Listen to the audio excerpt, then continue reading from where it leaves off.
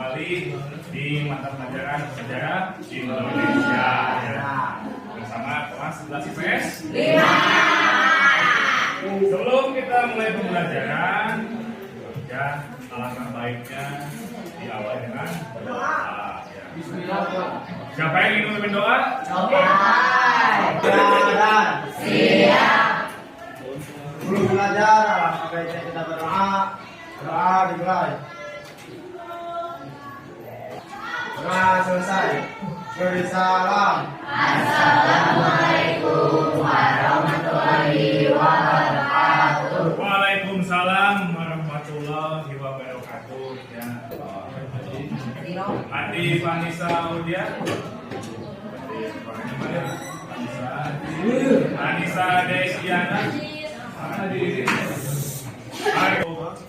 Apa versi dari Bapak ya? Nah, kita bicara secara nasional dulu ya, secara luas ya, secara keindonesiaan, bukan ke daerah.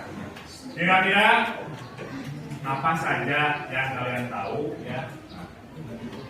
Bekas atau peninggalan dari penjajahan bangsa Eropa di Indonesia. Kira-kira ada apa saja? Oke, silakan.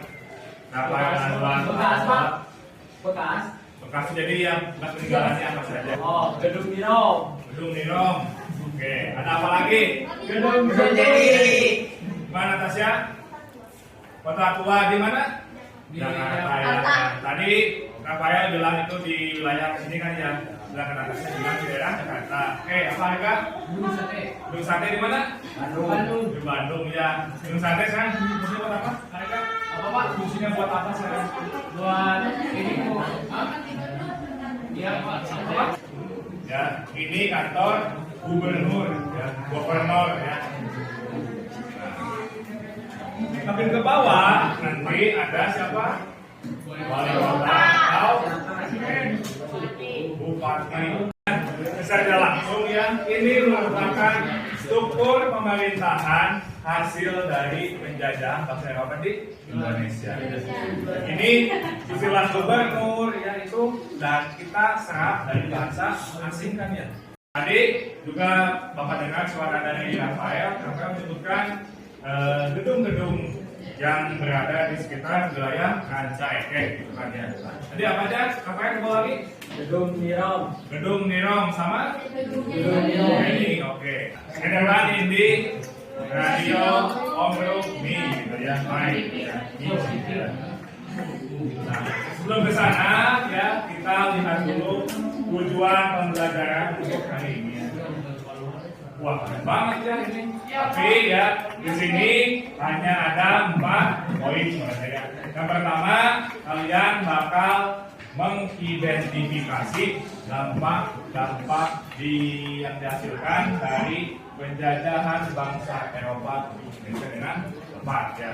Lalu dengan berbagai cara juga kalian bisa nanti menghubungkan dampak penjajahan bangsa Belanda khususnya dengan wilayah tempat tinggal kalian di kehidupan masa kini juga gitu kan ya. Nah, jadi dibawa secara kontekstual ya, dibawa ke kehidupan nyata dekat dengan tempat tinggal kalian.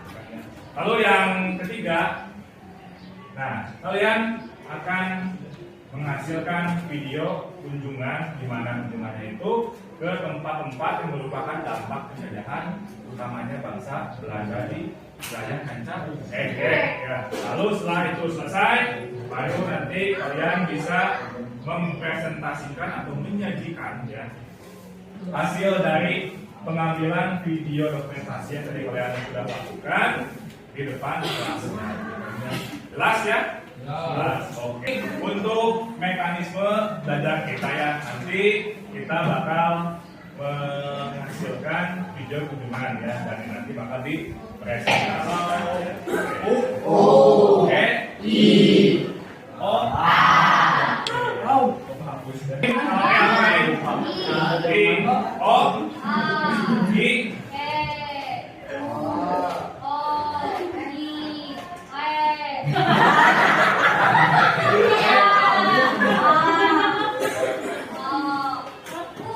Oke ya. Kita apa ya? Yang lain tenang ya.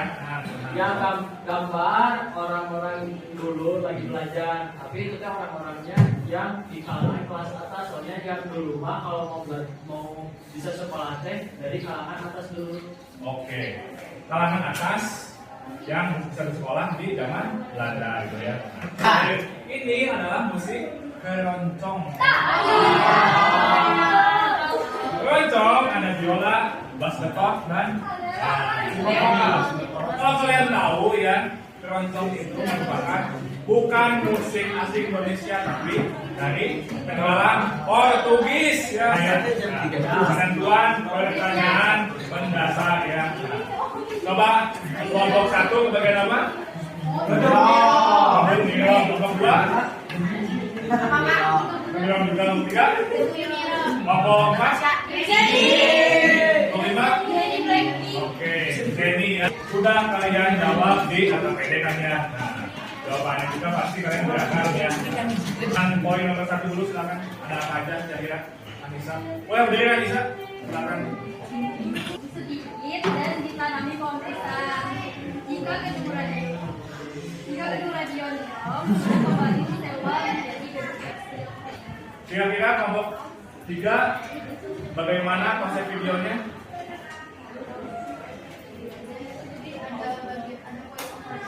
Boleh lebih keras? Oke ya. Jadi sudah dikomunikasikan. Lalu yang tahap ketiga menyusun jadwal ya. Ini pun sudah kalian lakukan ya. Nah, silakan kelompok 4 dibacakan hasil penyusunan jadwalnya. Lalu berangkat ke daerah keluarga mencari jalan lurus ke sana. Lalu kita mulai mengobservasi tempat tersebut, lalu mengambil beberapa video dan membuat skema.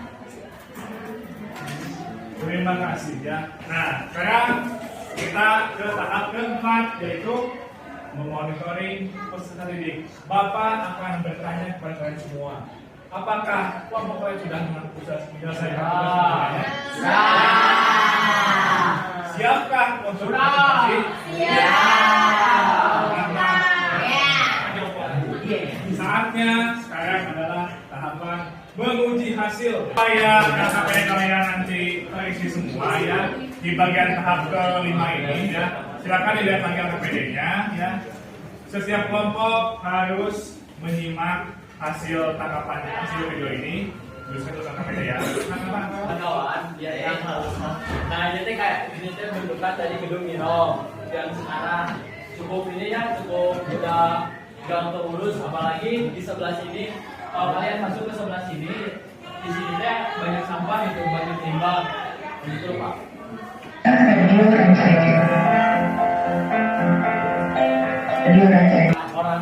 Orang yang ada di sekitar gedung Miro, kelompok kami menanyakan bagaimana sih keadaan kondisi gedung Miro sama sejarahnya.